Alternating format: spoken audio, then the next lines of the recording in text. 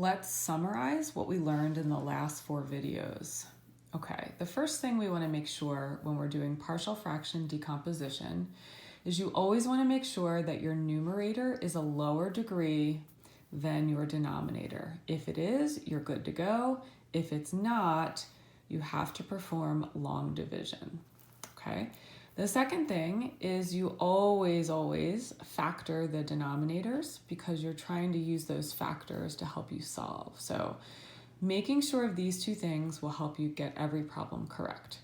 And then beyond that, there's really like 4 things that could happen that I would ask you to do. So the first thing is you would see something like example 1 that we did where the degree of the numerator was 1 less than the degree of the denominator. And I would only give you degree 1 over degree 2.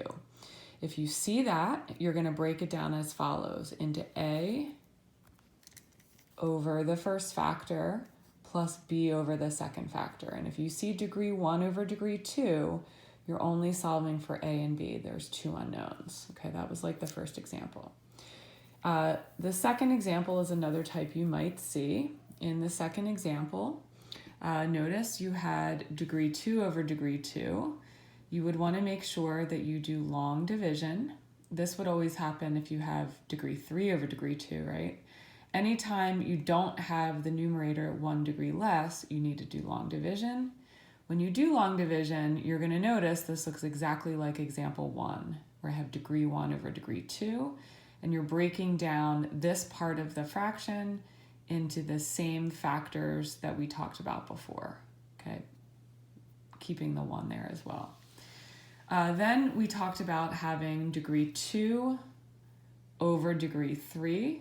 If that's the case, you're going to have an A over a linear factor, but you're going to need a bx plus c over your quadratic factor, okay? So that's the pattern if you see this, degree 2 over degree 3.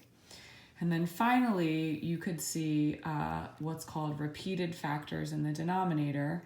Again, this is a degree 2 over degree 3, so we don't have to do long division. You're going to take the first factor, you're going to take the second factor, and you're going to write it once and then twice. And this is not going to get an x.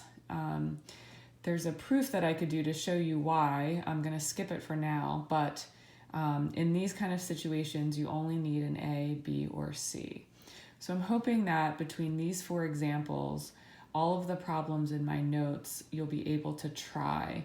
What I've done is I've worked out all of the examples and I've tried to show as much work as I possibly can.